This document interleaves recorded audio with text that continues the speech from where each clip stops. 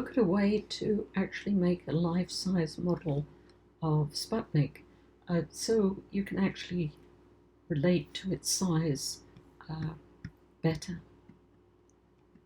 So these are the materials that you want: a beach ball, spherical balloon, that can inflate to almost 2 feet in diameter, so not just a regular balloon. 4 lengths of wooden dowel rod. You could use sort of straight twigs, or some trees send out quite straight extra growths, but wooden dowel and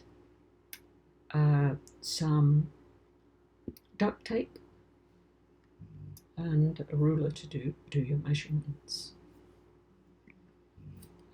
Some string and some push pins for displaying it, and then some grey paint for actually making it look a little more lifelike. So to start off with, you want to inflate your beach ball to about 23 inches, 58 centimeters in diameter, and seal it well. And then place the 4 dowel rods sort of almost on 2 sides of it, and at an angle of 35 to 40 degrees, pointing out from the center line going through the sphere, and put those on with duct tape, and repeat to get all 4 on.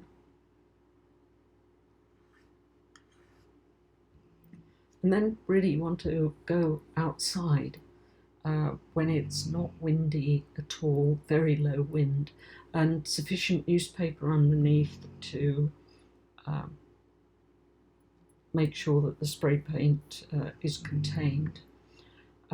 And you might need some stones to, even though there isn't much wind, to keep the newspaper in place. And so you're steadily, carefully going to spray the outside over the duct tape, the dowel rods, until you have all of your Sputnik model grey colour.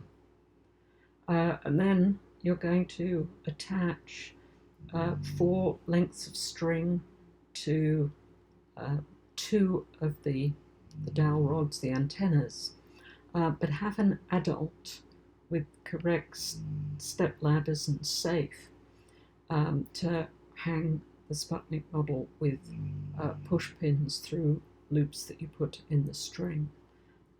Really quite effective, and for everyone to see and be able to enjoy it. So once you've made your model, find a picture of Sputnik 1 and describe 3 features that are the same as your model, just comparing observations. And then describe 3 features that are different in your model. And you can obviously pause this to do the activity. And also ponder, why is it useful to have models of objects? How do the scientific models help our understanding? So please give at least 2 thoughtful observations about modelling and how it helps us.